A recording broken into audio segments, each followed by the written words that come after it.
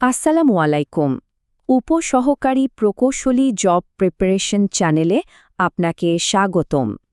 আজকে আমরা কথা বলবো এলজিডি বা স্থানীয় সরকার বিভাগের ২০২৬ সালের উপসহকারী প্রকৌশলী নিয়োগ পরীক্ষার প্রস্তুতি নিয়ে। চলুন আর কথা না বাড়িয়ে সরাসরি মূল আলোচনায় যাওয়া যাক। এটা কিন্তু কোনো গতানুগতিক আলোচনা নয়, বলতে পারেন এটা একটা বিশাল ওয়েক আপ কল। আবেদন তো করা হলো, কিন্তু তারপর অনেকেই হয়তো ভাবছেন, আরে পরীক্ষা তো সেই কবে হবে, এখন একটু রেস্ট নিই। এই চিন্তাধারাটা এখনই, মানে এই মুহূর্তেই মাথা থেকে ঝেড়ে ফেলতে হবে।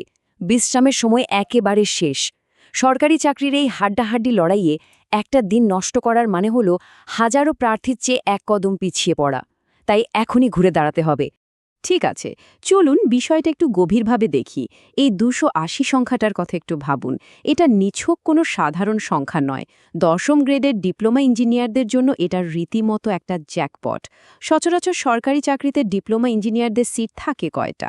ওই তো ২০ থেকে ৩০টার মতো, তাই না? সেখানে এক ধাক্কায় ২৮০টা পদ, এমন বিশাল সুযোগ সচরাচর দেখাই যায় না। এই সংখ্যাটাই কিন্তু পড়ার টেবিলে বসে যাওয়ার সবচেয়ে বড় মোটিভেশন হওয়া উচিত। এই ২৮০টি পদের ডিস্ট্রিবিউশনটা দেখলে রীতিমতো অবাক হতে হয়। প্রতিটা মেজর ডিপার্টমেন্টের জন্য এখানে দারুণ সুযোগ লুকিয়ে আছে। দেখুন, ইলেকট্রিক্যাল বা বিদ্যুৎ বিভাগের জন্যই আছে সবচেয়ে বড় অংশ, ১২৩, না একটু ভুল বললাম, ১২২টি পদ। এরপর মেকানিক্যাল বা যান্ত্রিক বিভাগের জন্য আছে ৮১টি, আর সিভিল বিভাগের জন্য ৭৭টি। এই স্ট্যাটিস্টিক্সটা আসলে কি প্রমাণ করে? প্রমাণ করে যে এই সুযোগটা কোনো নির্দিষ্ট একটা ডিপার্টমেন্টের জন্য নয়, বরং ৩টি প্রধান বিভাগের জন্যই এটা একটা সুবর্ণ সুযোগ। এখন অনেকেই হয়তো ভাবছেন পরীক্ষাটা আসলে কবে হতে পারে। চলুন একটা লজিক্যাল টাইমলাইন দাঁড় করাই। ১৭ নভেম্বর ২০২৫-এ মেগা সার্কুলারটা পাবলিশ হওয়ার পর এখন চলছে প্রস্তুতির সবচেয়ে ক্রিটিক্যাল ফেজ। লাখ লাখ আবেদন, যাচাই বাছাই, কেন্দ্র নির্ধারণ আর এলজিডির নিজস্ব প্রসেসিং, সব মিলিয়ে ৫-৬ মাস সময় তো লেগেই যায়।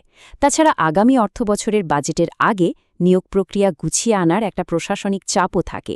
সব মিলিয়ে হিসাব করলে দেখবেন ২০২৬ সালের জুন বা জুলাই মাসের দিকেই পরীক্ষা হয়ে যাওয়ার প্রবল সম্ভাবনা রয়েছে। অর্থাৎ হাতে কিন্তু সময় একদমই নেই।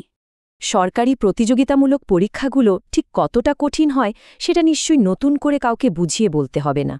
এই ২৮০টা পদের বিপরীতে আবেদন জমা পড়বে লাখ লাখ, মানে প্রতিটা পদের জন্য রীতিমতো যুদ্ধ হবে। এই বিপুল সংখ্যক প্রার্থীর ভিড়ে নিজেকে আলাদা করতে হলে সাধারণ দায়সারা প্রস্তুতি দিয়ে কিচ্ছু হবে না। যারা এখনও সময় নষ্ট করছেন তারা এই কম্পিটিশনের যোজন যোজন পিছিয়ে পড়বেন। তাই সফল হতে চাইলে আজ, এখন, এই মুহূর্তে থেকে ফুল ফোর্স প্রিপারেশন শুরু করাটা একেবারে ম্যান্ডেটরি। তো প্রস্তুতিটা শুরু হবে কোথা থেকে? সিভিল ইঞ্জিনিয়ারিংয়ের জন্য বাজারে অনেক বই থাকলেও সঠিক গাইডলাইনটা খুব জরুরি। জি মাওলার সিভিল ইঞ্জিনিয়ারিং এমসিকিউ ডাইজেস্ট দিয়ে শুরু করাটা হবে সবচেয়ে বুদ্ধিমানের কাজ। এটা বেসিক কনসেপ্টগুলো একদম ক্লিয়ার করে দেবে। এরপর নলেজ আরও গভীরে নিয়ে যেতে লিখিত ডাইজেস্ট পড়তে হবে। আর হ্যাঁ, সবচেয়ে ক্রুশিয়াল পার্ট হলো prime civil engineering job solution নিয়মিত সলভ করা। এটা বিগত বছরের প্রশ্নের পাশাপাশি টাইম ম্যানেজমেন্ট বুঝতে দারুণ হেল্প করবে। অন্যদিকে ইলেকট্রিক্যাল এবং অন্যান্য বিভাগের জন্য স্পেসিফিক কিছু বই ফলো করাটা রীতিমতো গেম চেঞ্জার হতে পারে। বিশেষ করে পল্লী বিদ্যুৎ বা বিআরইবি প্রশ্ন ব্যাংক সলভ করাটা একেবারে মাস্ট। কারণ এখান থেকে বিগত বছরের প্রশ্নের প্যাটার্ন খুব সহজে ধরা যায়, আর অনেক সময় কিন্তু সরাসরি প্রশ্ন কমনও চলে আসে। সেই সাথে সাজেশন গাইডটা লাস্ট মোমেন্টে কোন টপিকগুলোতে বেশি জোর দিতে হবে তার একটা ক্লিয়ার পিকচার দেয়। তাই এই বইগুলো সংগ্রহ করে এখনই একটা সলিড রুটিন বানিয়ে ফেলা উচিত। আমরা একদম শেষ পর্যায়ে চলে এসেছি। যাওয়ার আগে একটা কঠিন প্রশ্ন রেখে যাই। পরীক্ষার আগে হাতে যে আর মাত্র কয়েকটা মাস সময় আছে, সেটা কি এভাবেই অলসতা আর বিশ্রাম করে কেটে যাবে, নাকি নিজের আর পরিবারের একটা সিকিউর ভবিষ্যতের জন্য আপ্রাণ চেষ্টা করা হবে? ডিসিশন কিন্তু যার যার নিজের।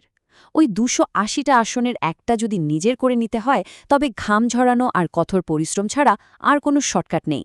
ভিডিও লিঙ্ক, পিডিএফ, নোটস সবার আগে পেতে হোয়াটসঅ্যাপ গ্রুপ জয়েন হতে পারেন। লিঙ্ক প্রথম কমেন্টে। আল্লাহ হাফিজ।